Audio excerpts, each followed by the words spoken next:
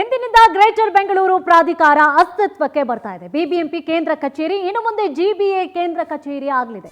ಪರ ವಿರೋಧದ ಚರ್ಚೆಯ ನಡುವೆ ನೋಡಿ ಅಧಿಕೃತವಾಗಿ ಜಿಬಿಎ ಗ್ರೇಟರ್ ಬೆಂಗಳೂರು ಅಥಾರಿಟಿ ಅಸ್ತಿತ್ವಕ್ಕೆ ಬರ್ತಾ ಇದೆ. ಜಿಬಿಎ ಆಡಳಿತದ ಅಡಿಯಲ್ಲಿ 5 ಮಹಾನಗರ ಪಾಲಿಕೆ ಇವತ್ತು ಅಸ್ತಿತ್ವಕ್ಕೆ ಬರ್ತಾ ಇದೆ. ನೋಡಿ, ಪರ ವಿರೋಧದ ಚರ್ಚೆಗಳು ಬಹಳಷ್ಟು ಆಗ್ತಾ ಇತ್ತು.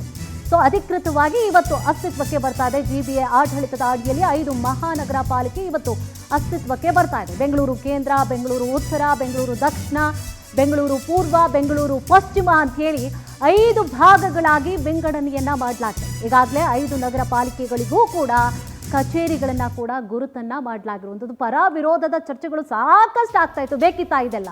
ಬಿಬಿಎಂಪಿ ಇಲ್ವಾ? ಯಾಕೆ ಅದನ್ನ ವಲಯವಾರು 5 ಆಗಿ ನಾವು ಅದನ್ನ ಡಿವೈಡ್ ಮಾಡಬೇಕು ಅಂತ ಹೇಳಿ ಇನ್ನು ಬಿಜೆಪಿ ನಾಯಕರು ಕೂಡ ಸಾಕಷ್ಟು ಆಕ್ರೋಶವನ್ನು ಕೂಡ ಇದಕ್ಕೆ ವ್ಯಕ್ತಪಡಿಸ್ತಾ ಇದ್ರು. ಗ್ರೇಟರ್ ಬೆಂಗಳೂರು ಅನ್ನುವಂತಹ ವಿಚಾರ ಏನಿದೆ, DKಶಿ ಅವರ ಬಹುದಿನದ ಕನಸಾಗಿತ್ತು.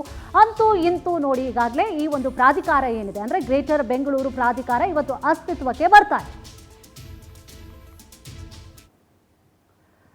ಇದೇ ವಿಚಾರಕ್ಕೆ ಸಂಬಂಧಪಟ್ಟ ಹಾಗೆ ಹೆಚ್ಚಿನ ಡೀಟೇಲ್ಸ್ ಅನ್ನು ಕೂಡ ನೀಡ್ತಾ ಹೋಗ್ತಾರೆ ನಮ್ಮ ಪ್ರತಿನಿಧಿ ಸುಷ್ಮಿತಾ. ಈಗಾಗಲೇ ನಮ್ಮ ಜೊತೆ ಲೈವ್ ನಲ್ಲಿ ಜಾಯ್ನ್ ಆಗಿದ್ದಾರೆ.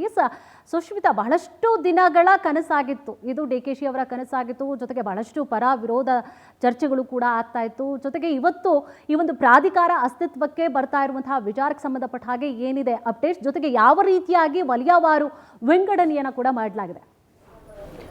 ಎಸ್ ಕುಸುಮ, ಇಡೀ ಬೆಂಗಳೂರನ್ನ ಇಷ್ಟು ದಿನ ಬಿಬಿಎಂಪಿಯ ಆಡಳಿತವನ್ನು ನಡೆಸಲಾಗ್ತಾ ಇತ್ತು. ಆದರೆ ಇವತ್ತಿನಿಂದ ಅಧಿಕೃತವಾಗಿ ಗ್ರೇಟರ್ ಬೆಂಗಳೂರು ಅಥಾರಿಟಿ ಅಸ್ತಿತ್ವಕ್ಕೆ ಬರ್ತಾ ಇದೆ. ಹಾಗೆ ಇಷ್ಟು ದಿನ ಕೇವಲ ಇಡೀ ಬೆಂಗಳೂರನ್ನ ಬಿಬಿಎಂಪಿ ಅಡಿಯಲ್ಲಿ ಮಾಡಲಾಗ್ತಾ ಇತ್ತು, ಹಾಗೆ ಒಂದೇ ಪಾಲಿಕೆ ಅಡಿಯಲ್ಲಿ ಆಡಳಿತ ಮಾಡಲಾಗ್ತಾ ಇತ್ತು. ಆದರೆ ಇವತ್ತಿನಿಂದ 5 ಪಾಲಿಕೆಯಾಗಿ ಇದು ವಿಂಗಡಣೆ ಆಗ್ತಾ ಇರುವಂಥದ್ದು.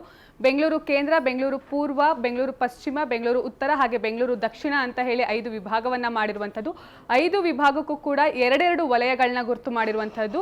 ಬಿಬಿಎಂಪಿ ವ್ಯಾಪ್ತಿಯಲ್ಲಿದ್ದಾಗ 8 ವಲಯಗಳಿತ್ತು, ಇವತ್ತಿನಿಂದ 10 ವಲಯಗಳಾಗಿ ಮಾರ್ಪಾಡು ಮಾಡಿರುವಂಥದ್ದು. ಜೊತೆಗೆ ಈ ಒಂದು ಜಿಬಿಎಗೆ ಸಿಎಂ ಸಿದ್ದರಾಮಯ್ಯ ಅವರು ಅಧ್ಯಕ್ಷರಾಗಿರ್ತಾರೆ, ಹಾಗೆ DCM DK ಶಿವಕುಮಾರ್ ಅವರು ಉಪಾಧ್ಯಕ್ಷರಾಗಿರ್ತಾರೆ. ಹಾಗೆ ವಿಧಾನಸಭಾ ಕ್ಷೇತ್ರಗಳನ್ನು ಕೂಡ 5 ವಿಭಾಗಗಳಿಗೂ ಕೂಡ ವಿಂಗಡಣೆ ಮಾಡಿರುವಂಥದ್ದು. ಪ್ರಮುಖವಾಗಿ ಈ ಒಂದು ಜಿಬಿಎ ವಿರುದ್ಧ ಸಾಕಷ್ಟು ಪರವಿರೋಧದ ಚರ್ಚೆ ಆಗ್ತಾ ಇತ್ತು. ಬಿಜೆಪಿಯವರು ಬೆಂಗಳೂರನ್ನ ಇಬ್ಬಾಗ ಮಾಡೋದು ಬೇಡ ಅಂತ ಹೇಳಿ ಸಾಕಷ್ಟು ವಿರೋಧವನ್ನು ಕೂಡ ವ್ಯಕ್ತಪಡಿಸ್ತಾ ಇದ್ರು. ಆದರೆ ಈಗ ಪರ ವಿರೋಧದ ಚರ್ಚೆಯ ನಡುವೆ ಇವತ್ತು ಅಸ್ತಿತ್ವಕ್ಕೆ ಬಂದಿರುವಂತಹದ್ದು ಜಿಬಿಎ.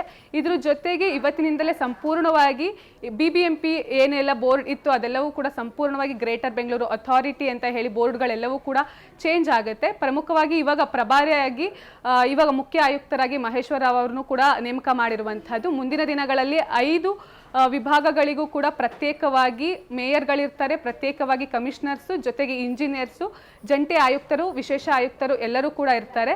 ಹಾಗೆ ಏನು ಈ ಒಂದು ವಿಧಾನಸಭಾ ಕ್ಷೇತ್ರಗಳನ್ನು ಕೂಡ ವಿಂಗಡಣೆ ಮಾಡಿರುವಂಥದ್ದು. ಕೆಲವೊಂದು ವಿಧಾನಸಭಾ ಕ್ಷೇತ್ರಗಳು ಬೇರೆ ಬೇರೆ ವಲಯಗಳಿಗೂ ಕೂಡ ಡಿವೈಡ್ ಆಗಿರೋದನ್ನು ಕೂಡ ನಾವು ಇದರಲ್ಲಿ ಗಮನಿಸಬಹುದು.